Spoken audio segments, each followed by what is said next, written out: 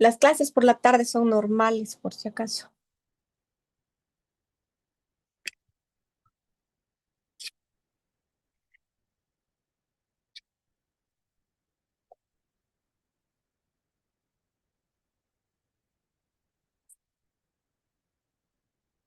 Vayan anotando sus nombres, por favor, para el registro administrativo. Bien, entonces hablábamos de que la percepción es todo lo que perciben los sentidos, ¿ya? Y cuando yo digo esto es un rectángulo y todo lo que les he dicho, entonces conciencia infiere. Infiere quiere decir que ah, asume em, directamente que esto es un peluche, ¿ya? Cierro los ojos, lo toco y sí, es un peluche, como que tiene una forma, no solamente, no era plano como lo veía a la vista, ¿ya? Entonces se infiere que, y además acá tiene una liga, entonces sí, es una pichica, es una garrapelo, no sé qué se dice, ah, y es suave, y, o sea, pero primero los sentidos van a percibir que esto es suave, que tiene una cosita redonda aquí, una prominencia, que tiene unas como, como extensiones. No va a saber qué cosa es exactamente, pero sí sabe que es tipo peluche, que es suave, etcétera. Es como, no sé si alguna vez han escuchado este ejemplo de personas que les cierran los ojos y hay un elefante en delante. Entonces mueven a las personas alrededor y a una le hacen tocar la trompa y a otra le hacen tocar solo el colmillo y a otra le hacen tocar las patas, ¿no? Entonces, cada una define al elefante de maneras totalmente distintas. Entonces, eso es la percepción. La percepción es lo que se percibe y ni siquiera puedes definirlo, ni siquiera puedes darle un concepto. Quien infiere, y lo más interesante de esto es que, por ejemplo, aquí yo tengo un solcito hecho por mi hijo. La percepción tiene franjas, ¿ya? Ya sea de la vista, ya sea del oído, ya sea de lo que sea, pero de estas franjas, si nosotros dividimos esto en cinco partes, digamos, en realidad lo que percibe la conciencia es solamente la primera parte, o sea, como mm, un 60-50% de lo que es la imagen la va percibiendo. Y encima de ni siquiera poder percibir bien, la conciencia es tan rápida que todavía, mire, fíjense lo que yo tengo aquí. Ustedes ya están infiriendo qué cosita será, ¿verdad? Ustedes ya están infiriendo. Ya, ¿y a ver, díganme, qué podría ser esto que yo les estoy mostrando?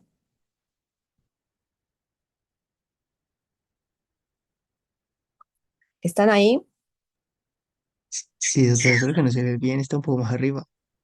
Sí, precisamente lo he puesto más arriba para que, porque es así como funciona la conciencia. Mm, ¿Qué es? o sea, A ver, ¿qué es? Un bracito de juguete, tal vez. Ya, Un muñequito. un muñequito. Ya, entonces eso es inferencia. Es esto, mi mi portacelular, ¿no? Entonces, la conciencia normalmente se equivoca porque infiere rápidamente, sin haber visto todo. Y como les digo, a veces solamente vemos un poquito, vemos la mitad, vemos, ¿no? Y la conciencia ya está. Y eso, el ver esas franjas y que no vemos el total, eso hace la percepción. No percibimos al 100 nunca. Entonces, ¿se acuerdan que un día yo les dije que la realidad no existe? ¿Se acuerdan? ¿Se acuerdan? Sí, sí, Doc.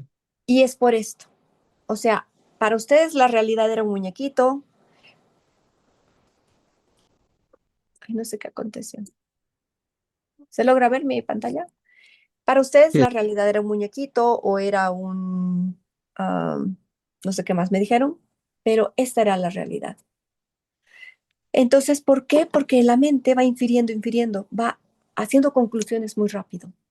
Entonces, me ha dicho, me ha hecho, me ha tocado, me ha mirado feo, y a lo mejor la persona estaba, no sé, pensando en el más allá, ¿no? Pensando en la inmortalidad del burro, y tú te creíste que esa persona te está mirando feo o que está mirando hacia arriba y dices, ah, es que me está volcando los ojos.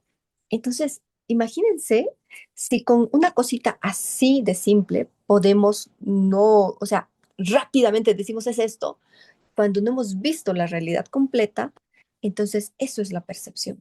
La percepción nos lleva, o sea, la percepción tiene unas franjas que no las vemos todas y la conciencia nos lleva a tener muchos errores. Y constantemente se está equivocando, ¿ok? ¿Se entiende eso? Me gustaría que quede claro. sí, Doc. Gracias. Ahora veamos al pensamiento. El pensamiento es la capacidad de generar ideas, conceptos y representaciones mentales, lo que nos permite resolver problemas, tomar decisiones y crear nuevas ideas. Entonces, cuando hablamos de pensamiento, eh, este genera ideas y representaciones mentales. Cuando digo representaciones, quiere decir que aquí adentro, lo que hemos visto aquí afuera, lo volvemos a presentar, nos lo volvemos a presentar. Entonces, este muñequito lo hemos visto y adentro decimos, este dedito hacia arriba lo vemos y adentro decimos, es un muñequito. ¿Ya? Es la idea, es el pensamiento que tenemos, es lo primero que se nos ha venido a la conciencia. ¿Se entiende? Entonces, el pensamiento es la capacidad de generar ideas. Entonces, cuando nosotros leemos algún texto, vamos haciéndonos la idea aquí adentro, ¿ya? Vamos y como que poniéndole conceptos a esto. Muñequito es un concepto, ¿no? Portacelular es otro concepto, ¿no? Pero la representación, nos volvemos a presentar aquí adentro lo que hemos percibido. Pero esto de tener el pensamiento, y tenemos, ¿se acuerdan que les dije? 6,000 pensamientos al día. Estos nos ayudan o nos dificultan a resolver problemas, porque muchas veces nuestros pensamientos son tantos y son tan caóticos que en vez de solucionar problemas los generamos, ¿ya? Entonces, ojo con cómo son nuestros pensamientos. Nuestros pensamientos los determinamos nosotros y podemos pensar bonito o podemos pensar cosas horribles del mismo hecho. ¿Se entiende? Entonces, estos pensamientos van a crear ideas y dependiendo de cómo sean nuestros pensamientos para que estas ideas sean positivas o sean negativas.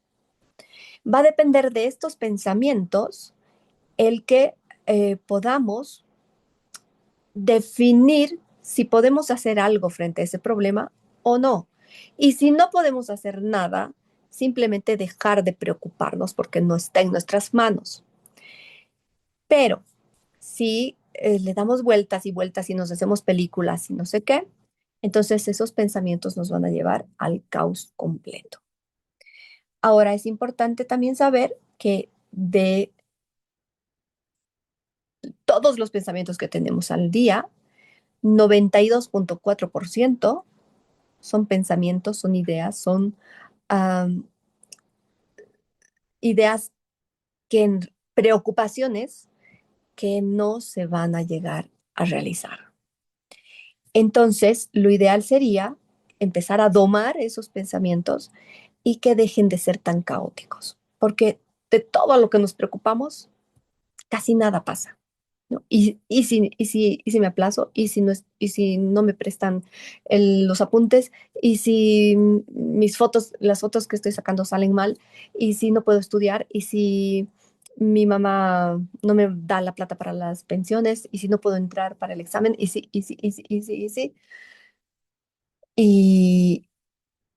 y no estamos en el hay que, ¿no? Hay que estudiar, hay que sacar buenas fotos, hay que revisar las fotos después de sacarlas, hay que, ¿no? Entonces, con el hay que vamos a mejorar mucho nuestras vidas. Espero que lo apliquen. ¿Qué es el lenguaje? Es un sistema de comunicación que permite expresar pensamientos, o sea, ahí ya lo que tú estás pensando puedes decirlo, ¿no? Y muchas veces decimos cosas sin pensar. Decimos cosas que lamentablemente, y les voy a mandar una imagen que he sacado del Facebook. Muchas veces, chicos, hablamos sin pensar. Y es exactamente igual que esta imagen que se las estoy mandando am, al WhatsApp. Entonces, el lenguaje nos va a servir para comunicarnos, nos va a servir para expresar nuestras emociones e ideas, expresar nuestros pensamientos.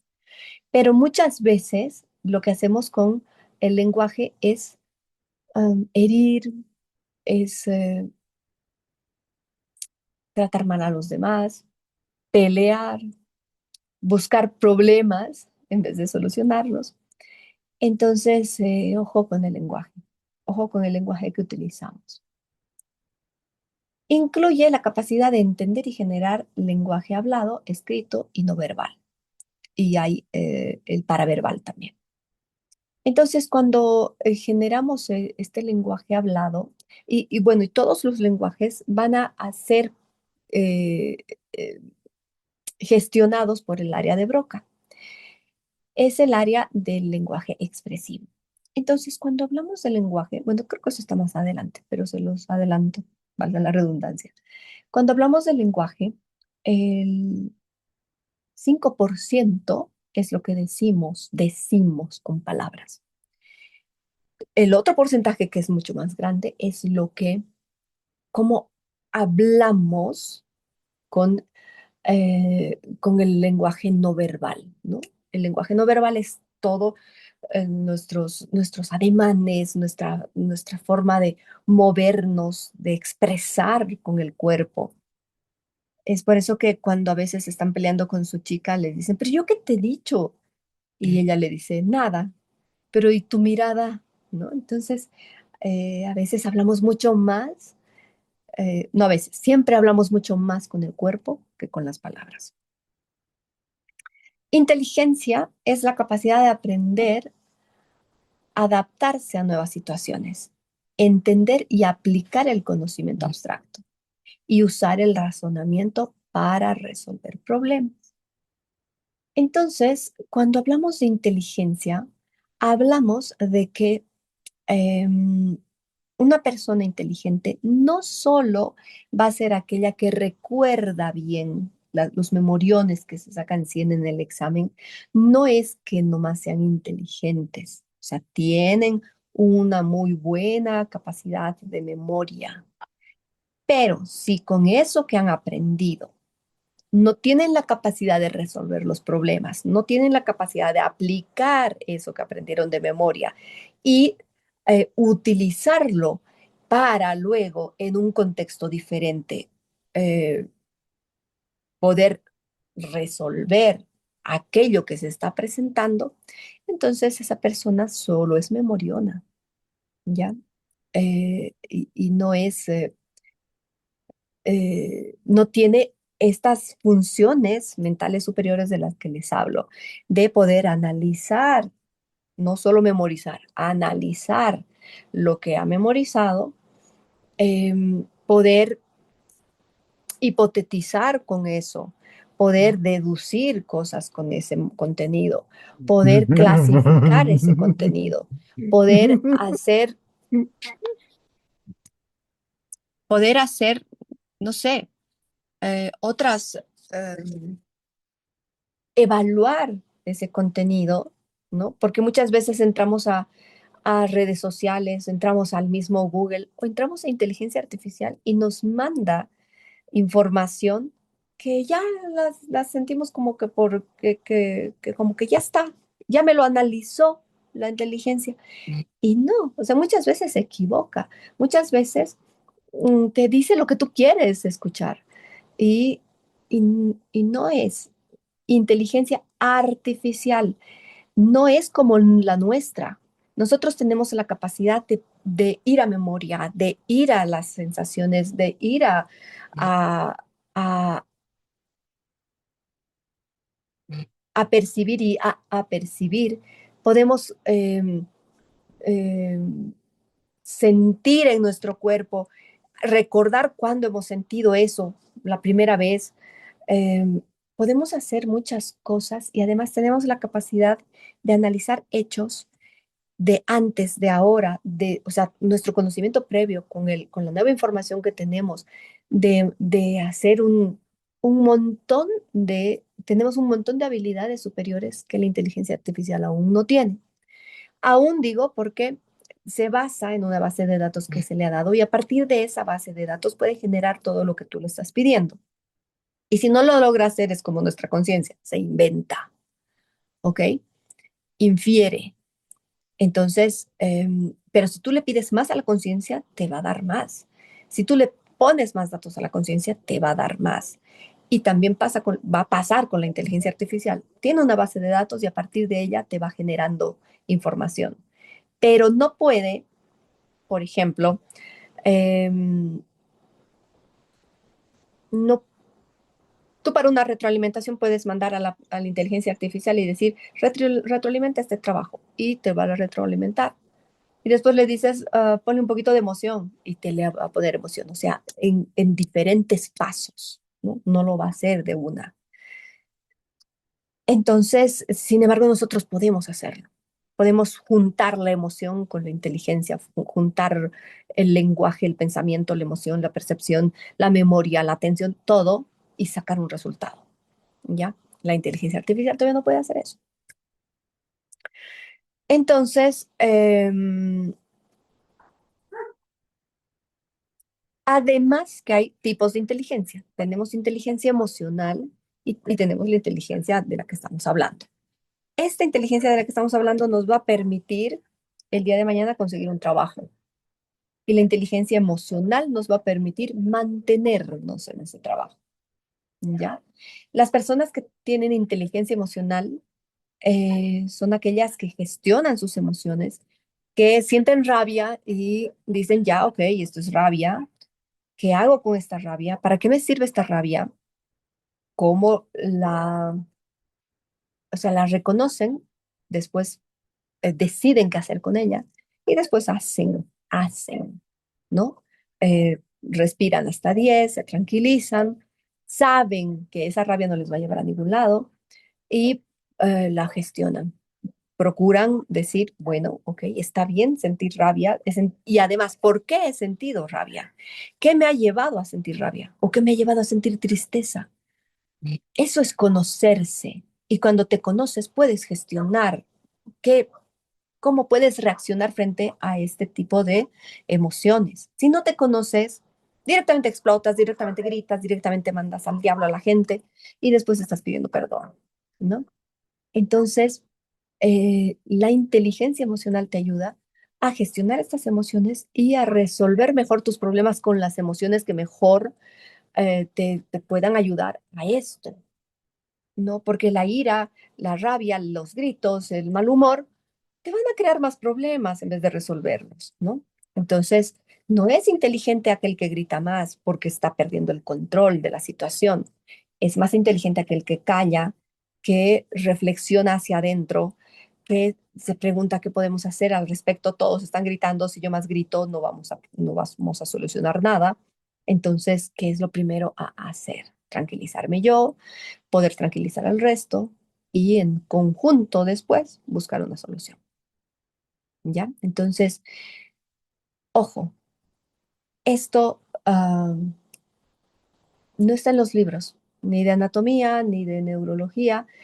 eh, Está en el que ustedes puedan eh, respirar, contar hasta 10 o hasta 1000 si es posible, y poder después gestionar sus emociones. Esto los va a hacer inteligentes. Y algo que también siempre les digo es que cuando las emociones suben, la inteligencia baja, ¿no? Funciona así. Lo óptimo sería tenerlos nivelados, pero si las emociones suben, esto va a bajar. ¿Por qué es importante para un médico saber esto?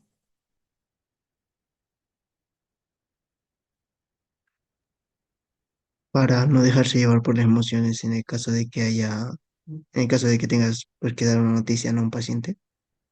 ¿Ya? ¿En qué otros casos más?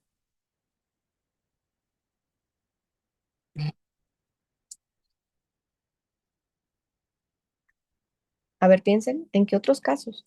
No tenemos que dejarnos llevar por las emociones. Y por eso hasta nos prohíben algunas cosas a los médicos.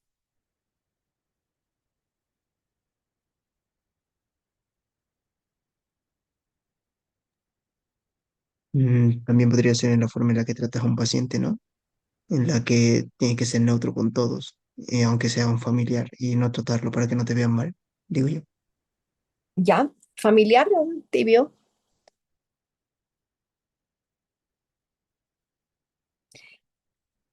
Ustedes saben que no está permitido que tú operes a tu mamá o a tu hijo. ¿Saben, no? Sí, Es, loco. es por eso, gracias, Tapia, por estar contestando tú solamente. No me siento sola. Es por esto, ¿no? Porque si tú tienes a tu mamá o tienes a tu hijo ahí en la mesa de quirúrgica y de pronto empieza a sonar pi, pi, pi, pi, pi, así como que, y la enfermera te dice, la presión sanguínea ha subido y estamos perdiendo mucha sangre y no sé qué, tu emoción es tu familia, tu emoción va a subir, tu corazón va a empezar a latir fuerte también. Tu emoción está aquí y tu inteligencia va a bajar.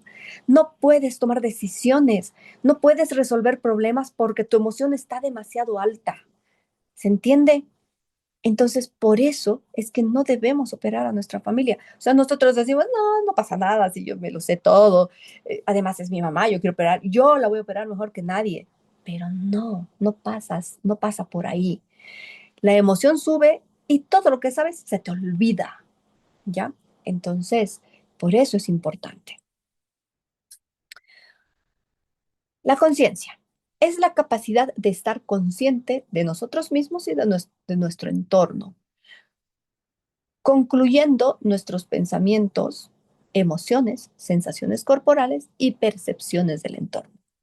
Entonces, la conciencia lo que hace es ir deduciendo, ir infiriendo todo lo que nos trae, los datos que nos dan, las percepciones, los sentidos y también los sentidos internos, ¿ya? Porque tenemos sentidos internos, la sinestesia y la kinestesia.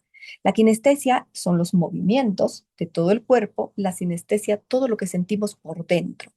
Cuando sentimos que nuestro intestino se mueve, eh, es un sentido, lo estamos sintiendo.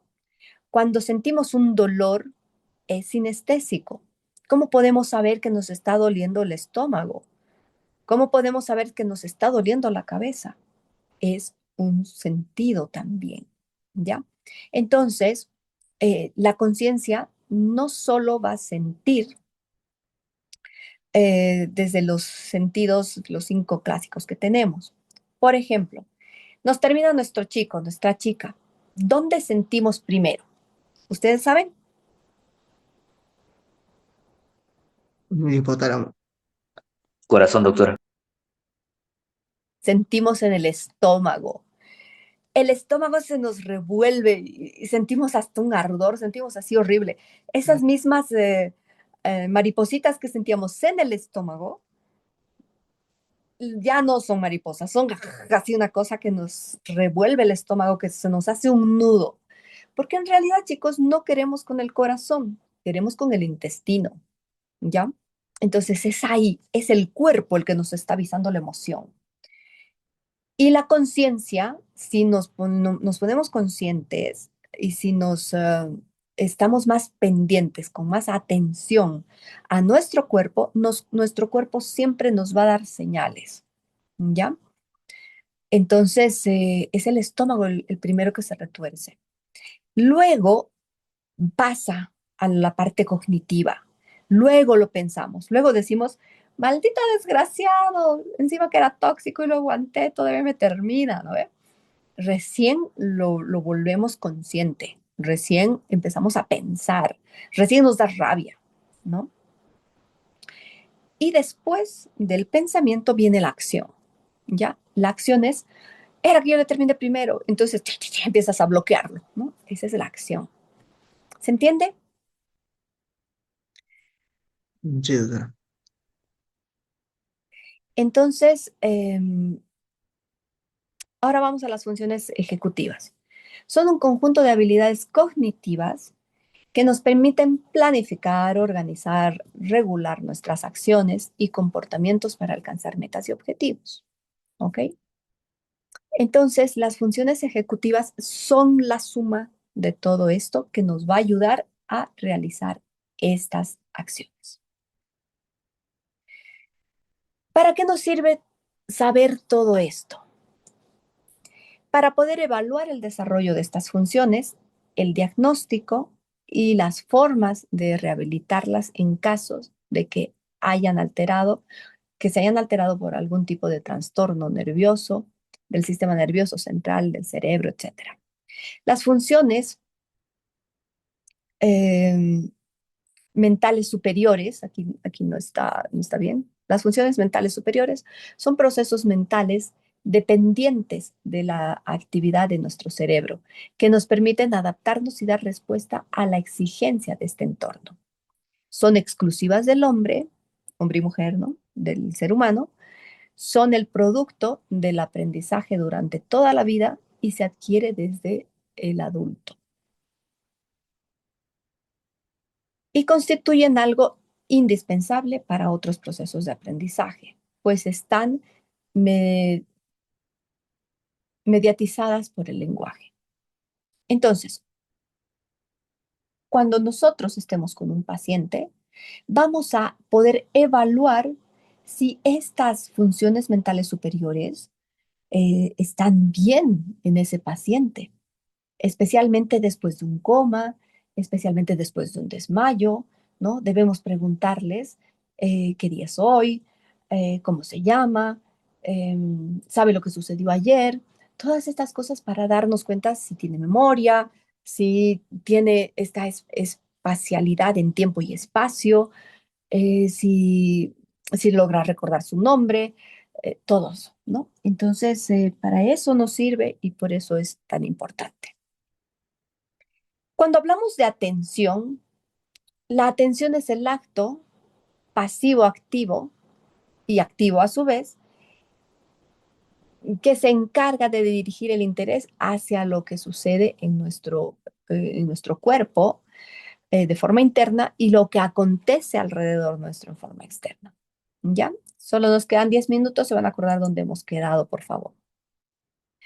Es considerada una función mental superior elemental, ¿no? Función superior, ¿se acuerdan, no? De lo que les dije, la corteza prefrontal. Es básica y necesaria, y de la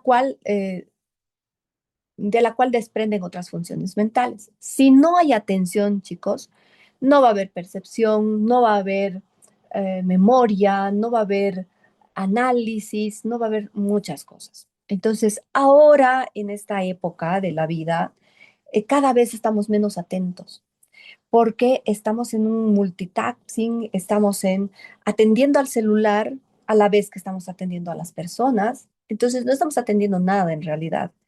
Incluso en clases estamos haciéndonos al que miramos al docente y no lo estamos atendiendo. En este momento estoy segura que ustedes, muchos de ustedes, ni me están atendiendo. Están atendiendo otra cosa, están en su chat, están con 3, 4 ventanas abiertas, probablemente están atendiendo, están estudiando otra materia, etcétera, ¿no? Entonces, no hay atención a medias. Nos queremos hacer la idea de que sí, y que especialmente las mujeres, ¿no? Que pueden atender dos, tres cosas a la vez. No, no es así. La atención para que realmente estés en el aquí y en el ahora tiene que ser al 100, ¿ya? Entonces, ojo con lo de la atención, porque muchas veces después nos preguntamos, ¿por qué me han aplazado? No te han aplazado. Te has aplazado por no atender, porque desde la atención, a partir de la atención empiezan los demás procesos. Y si no estás atento ni a lo que dice el docente, ni a lo que lees, ni a lo que escribes, ni a lo que haces después en clases, por ejemplo, hacer un poema, ¿no? Tenemos que estarnos ayudando con la IA y encima ni siquiera lo podemos decir el poema de forma creativa. Entonces, ¿qué aprendemos? Mm, Poco, ¿no? Y nos quejamos porque en el examen no tenemos la nota que merecemos. Existen tipos de atención, ¿no? Que es la voluntaria, que sucede de forma consciente, e involuntaria, que sucede cuando ocurre un acontecimiento que trae nuestra atención sin esfuerzo consciente. Por ejemplo, yo puedo atender al timbre, si suena el timbre, estoy atenta al timbre si sé que alguien va a venir a buscarme. Entonces, estoy atenta a que suene el timbre.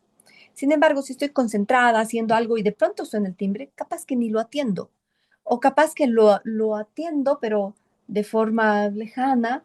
O si suena muy fuerte, me despierta de lo que estoy haciendo, y esa es la involuntaria, y digo, ay, ¿quién será? Y me levanto y voy a abrir. ¿Se entiende? Memoria.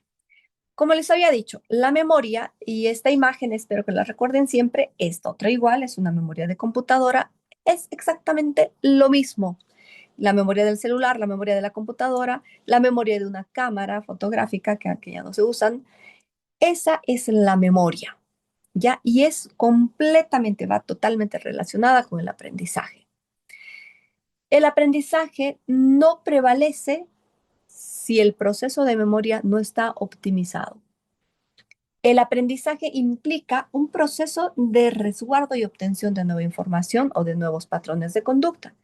Entonces, cuando hablamos de memoria, estamos diciendo que si está muy llena esta memoria en nuestro cerebro, no vamos a aprender porque se va a empezar a salir los datos. Para que no suceda esto, lo que nos está pasando es que cuando dormimos, y se acuerdan que ya se los mencioné, cuando dormimos, la memoria, bueno, la conciencia se encarga de sacar los datos de memoria y llevarlos a otro lado, dependiendo de cuán importante haya sido para la persona estos datos.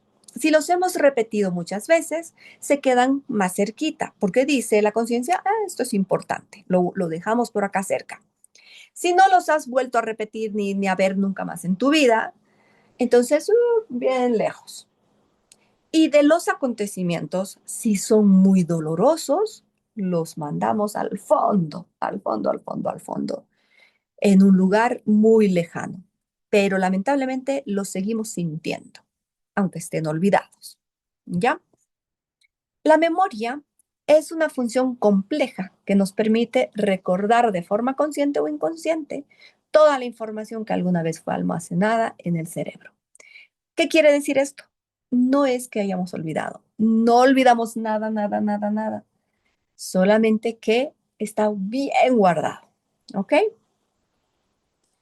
El lenguaje es la forma de expresión que posee el hombre, consciente y voluntario. Se codifica a través de 4 vías: el hablar, el escribir, el leer y el dibujar. Implica la expresión, comprensión, denominación, fluidez, repetición, escritura y lectura. Entonces, el lenguaje puede ser escrito. Cuando nosotros leemos un libro, estamos a través del lenguaje aprendiendo. estamos a través de ese lenguaje escrito enterándonos de cosas. Puede ser una carta de amor, puede ser una despedida, puede ser lo que sea. Pero a partir de ahí, a través de ese lenguaje, nosotros podemos interpretar, podemos tener sensaciones también, ¿no? Entonces, es la forma de expresarnos que tenemos los humanos. Algo, o sea, a partir del lenguaje y a partir de este abecedario, nosotros nos hemos diferenciado de los animales. Y por eso es que nuestra corteza ha empezado a evolucionar mucho más. ¿Queda claro? Mi doc. Gracias. ¿Qué es entonces la conciencia? La mente. La conciencia, esto está de más, va a tener niveles de conciencia. Conciencia es todo lo que hacemos consciente, que puede estar guardado, muy oculto, muy todo, pero lo traemos a la conciencia de nuevo y lo empezamos a analizar otra vez. Conciencia es cuando tenemos información y decimos, ¿la digo o no la digo? Esto que sé y se lo voy a ir a chismear a mi amiga, ¿le va a hacer bien? ¿Le va a hacer mal? Entonces, si creamos conciencia de lo que está pasando, si creamos conciencia de eh, esto la va a herir demasiado. Ay, pero es que soy su mejor amiga y debo decírselo, ¿no? O sea, entonces, si conscientemente tú sabes que eres su mejor amiga y debes decírselo y le va a hacer daño, y se lo dices de forma consciente y después la ves hecha mierda porque le rompiste el corazón, entonces conscientemente has tomado una decisión, ¿ya? Entonces, los niveles de conciencia van a ser, eh, científicamente, van a ser alerta. La alerta, yo diría, en términos psicológicos, que es el que estés despierto, el que estés, em, em, hay una palabra, ahorita se las voy a dar, en vigilia, ahí está, ¿no? Que estés en vigilia. Pero estar en vigilia, chicos, no siempre es estar en alerta. Podemos estar en un estado vigílico, o sea, estar despiertos, ¿no? No estamos dormidos, estamos despiertos, pero aún así ver cómo tu chico te miente, cómo tu chico te dice lo que tú quieres escuchar, pero estás como en un semisueño y estás pensando, estás queriendo creerle. ¿Se entiende eso? Estás queriendo creerle. Entonces no estás tan vigílica, estás medio dormida, ¿ya? O medio dormido. Entonces la alerta es el estado de un sujeto sano en vigilia o sueño fisiológico con capacidad normal de despertar. Entonces, si tú estás dormido y te hacen así el hombro y tú te despiertas, es que estás sano, es que estás normal. Si te hacen así y no despiertas, es que estás en coma, ¿verdad? Entonces, de estar dormido, tú puedes volver a estar pasado un ratito en alerta. O dependiendo de cómo te hayan movido, a lo mejor es un temblor, directamente te despiertas y estás en alerta. Porque hay temblor, porque tienes que movilizarte, tienes que buscar salir del lugar, etcétera. Entonces, durante el estado de alerta, los individuos pueden responder de forma normal a incentivos